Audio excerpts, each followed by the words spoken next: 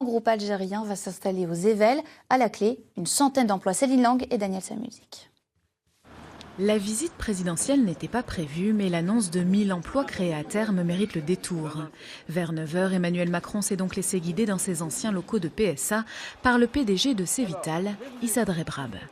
Le groupe algérien compte installer ici 3 unités industrielles qui fabriqueront des membranes et des stations de production d'eau ultra pure, de dessalement d'eau de mer et de traitement des eaux industrielles.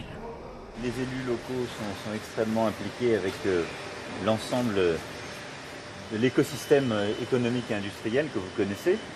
Les services de l'État le sont tout autant. Donc maintenant, on va vous aider, on se connaît suffisamment pour savoir que... Moi, je connais M. Drebrab, quand il dit qu'il fait quelque chose, il le fait. Ce système de haute technologie de traitement de l'eau est une innovation allemande à l'origine, mais saura tirer parti du savoir-faire industriel ardennais, porté aussi par les collectivités locales.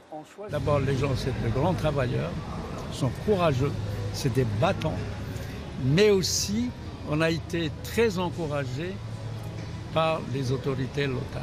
Nous, on a besoin de rapidité, je crois que c'est ce que veulent aussi tous les élus. Les gens ont besoin de voir les projets sortir et il faut qu'en parallèle, c'est la discussion que vous avez entamée avec la région, on ait la formation des plus jeunes ou des moins jeunes en lien avec les branches professionnelles pour pouvoir accélérer tout ça. 250 millions d'euros seront investis dans le site par différents partenaires, une bonne nouvelle pour tout le bassin d'emploi. Moi, ça fait 37 ans que je travaille ici, j'ai connu toutes les mutations de l'automobile, voilà. Et là, bon, il y a 3-4 ans, on était un petit peu au point mort, on patinait, on savait pas ce qu'on allait devenir. Hein, mais même moi, je me dis, j'espère rester ici jusqu'à ma retraite. Et puis ce projet, je pense que c'est superbe pour nous. Le groupe Cevital est un conglomérat de l'industrie, de la grande distribution et des services. Il est en chiffre d'affaires la 3e entreprise algérienne et compte 18 000 collaborateurs dans le monde. Cevital, un poids lourd de l'économie en Algérie, dans les Ardennes. On va en parler avec vous, Nazim Belabdelouab. Bonsoir. Bonsoir.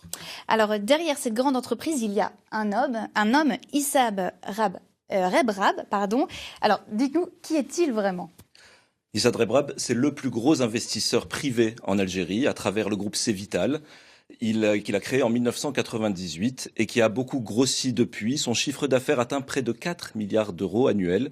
Un géant présent donc dans différents secteurs économiques comme l'agroalimentaire, l'électronique, la sidérurgie et même les médias. Issa Drebrab possède le journal francophone Liberté.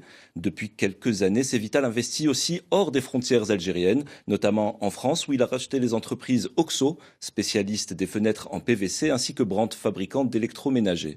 C'était en 2013 et 2014, des négociations en haut lieu supervisées par Arnaud Montebourg, le prédécesseur d'Emmanuel Macron à Bercy. On peut supposer que l'actuel président et l'homme d'affaires algérien se connaissent de longue date. Issa Drebrab avait déjà ses entrées à l'Élysée sous le mandat de François Hollande. Alors, Issa Drebrab, on l'a compris, c'est l'un des hommes les plus riches d'Algérie. Évidemment, c'est une figure dans le pays. Effectivement, l'image d'Issa Drebrab aux côtés du président Macron pourrait faire grincer des dents en Algérie. Les relations entre l'homme d'affaires et le pouvoir algérien ne sont pas au beau fixe. Différents projets sont régulièrement bloqués par les autorités. Et pour couronner le tout, on a prêté à cet expert comptable de formation des ambitions présidentielles, une alternative au 5e mandat vers lequel semble se diriger Abdelaziz Bouteflika en avril prochain. Mais l'entrepreneur de 74 ans s'est empressé de démentir, se sentant plus utile dans le secteur économique que dans la vie politique. Bien, merci beaucoup Nazim pour toutes ces précisions. Alors évidemment, cette annonce de l'installation de l'entreprise Cevital dans les Ardennes a été bien accueillie sur le territoire. Et les syndicats ardennais ont eux aussi salué la nouvelle. On les écoute. C'est une bonne nouvelle si effectivement ce groupe s'installe dans nos Ardennes. J'ai interpellé ce matin le président de la République lorsqu'il s'est rendu après cette visite-là à la préfecture en lui rappelant qu'énormément d'emplois, notamment dans l'industrie, avaient été supprimés. Tout employeur qui veut s'installer dans les Ardennes est le bienvenu. Et nous savons très bien que les Ardennaises sont des personnes qui sont travailleuses, sont courageuses et qu'elles sont prêtes à s'adapter aux besoins des entreprises si on leur donne le moyen d'être bien formées et de pouvoir se déplacer pour se rendre sur leur lieu de travail. Réaction dans le monde syndical, réaction dans le monde politique aussi. On va en parler avec le député Les Républicains Jean-Luc Warsmann. Il est notre invité ce soir en direct de Charleville-Mézières. Bonsoir, alors vous étiez présent ce matin aux côtés d'Emmanuel Macron. On vous a vu il y a quelques minutes à l'image. On imagine bien sûr que pour vous, l'installation de cette entreprise, c'est aussi une bonne nouvelle. Oui, c'est un dossier sur lequel depuis plusieurs semaines j'ai travaillé comme élu ardennais et comme membre de l'Agence de développement des Ardennes. C'est le projet d'un homme d'engagement. C'est un projet technique avec un brevet pour fabriquer de l'eau ultra pure et donc fabriquer des machines qui seront exportées dans le monde entier.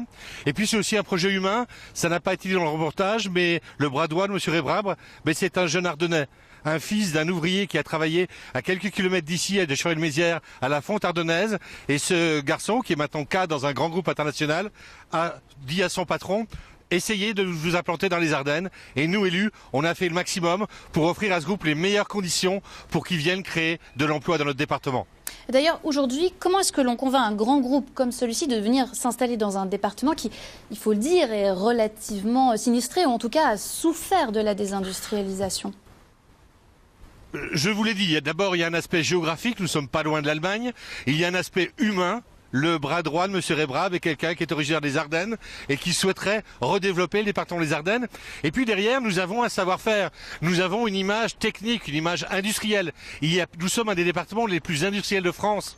Donc pour un industriel, venir chez nous, c'est la garantie de trouver du personnel formé, des filières de formation, des sous-traitants, bref, un environnement industriel. Et puis vous savez, j'étais très content d'avoir le président de la République qui vient nous voir aujourd'hui et qui dit aux Ardennais: votre avenir économique demain, ça passera par le rebond de l'industrie. On n'aurait pas aimé avoir un président de la République qui nous dire de l'avenir économique des Ardennes de demain. En parlant de ce sujet de l'avenir économique des Ardennes demain, le sujet du plan stratégique Ardennes 2022, qui vise bien à cela, a été abordé notamment au Conseil des ministres. Est-ce qu'on a eu de nouvelles annonces? Est-ce qu'on en sait plus sur ce qu'il va contenir? Oui, nous avons eu 2 réunions de travail, l'une avec le ministre des